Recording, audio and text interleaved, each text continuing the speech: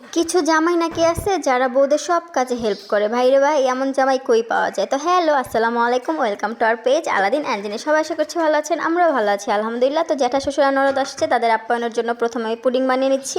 তো পুডিংটা নর্মালি আমি আধা কেজি দুধকে 1 পা করে 4টা ডিম দিয়ে বানিয়েছি, আর মিষ্টি একটু কম দিয়েছি কারণ জ্যাঠা শ্বশুরের ডায়াবেটিসের প্রবলেম আছে, তার উপরে গরুর মাংস খেতে পারবে না, মহিষের মাংস আমাদের এলাকায় পাওয়া যায় না, তাই লাল মুরগিটাই আনা হয়েছে। সব কিছু রেডি টেডি করে নিলাম। এদিকে হচ্ছে প্রথমে মুরগিটা বসিয়ে দিব, তার জন্য পেঁয়াজটা একটু ভেজে নিচ্ছি। সব ধরনের মশলা, আদা রসুন হলুদ মরিচ জিরা এলাচি দারচিনি সব কিছু দিয়ে মশলাটা ঢেকে ভালো করে কষিয়ে নিয়েছি। তারপর মুরগিটা এক এক করে দিয়ে দিয়েছি। আর আমার লাইফে এই প্রথম আমি লাল মুরগি বানিয়েছি, 1 ঘন্টা ধরে বানিয়েছিলাম। আমার ননদ তো হাসতে হাসতে সে বলে এতক্ষণে আপনার শাশুড়ি 2টা মুরগি বানিয়ে ফেলতো। তো যাই হোক, আমি তো প্রথম করে এইদিকে মুরগিটা ঢেকে কষাতে দিয়ে গিয়েছি, ওইদিকে দেখছি পুডিংটা হয়েছে কিনা। তো পুডিংটা হয়ে গিয়েছে, এখন নামিয়ে নিব, ঠান্ডা করে ফ্রিজে ঢুকিয়ে দিব। আর এদিকে শুটকি রান্না করব, এই জন্য ডাল হলুদ মরিচ আর হচ্ছে ধনের গুঁড়ো একটু কাঁচামরিচ আর একটা শুটকি দিয়ে পানি দিয়ে বসিয়ে দিব। বলক আসলে ধুন্দুল দিয়ে দিব। আর এটাতে কিন্তু বুটের ডাল দিতে হয়, আমি এটা শ্বশুর বাড়ি থেকে দেখেছি, কিন্তু বুটের ডালটা ছিল না, তাই মসুরের ডালটা দিয়ে করেছি। তো এদিকে ধুন্দুলটা দিয়ে ঢেকে বসিয়ে দেবো, একটু পরেই হয়ে যাবে কারণ ধুন্দুল তো হতে সময় লাগে না।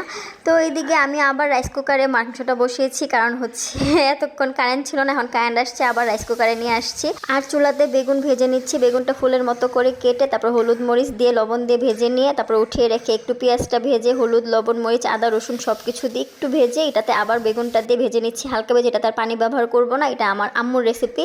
তো যাই হোক, মুরগিটার মধ্যে আলু দিয়ে দিয়েছি, যেহেতু লাল মুরগি অনেকক্ষণ লাগে সেদ্ধ হতে, প্রায় 1.5 ঘন্টার মতো লেগেছে এই মুরগিটা হতে। তারপর আবার কারেন্ট চলে গিয়েছে, আবার আমি চুলাতে নিয়ে বসিয়েছি। আর কি বলবো, এক হাতে সব কাটাকুটি কাজ করতেছি, তার মধ্যে একবার এখানে একবার এখানে। তো যাই হোক, পুডিংটা ঢেলে আমি ফ্রিজে রেখে দিব। এদিকে আমি ভিডিও করছিলাম বলে ননদ বলতেছে আমি জিরার গুঁড়াটা দিই, আপনি ভিডিও করেন। তো আমি বললাম ওকে দাও, তো দিয়ে দিল।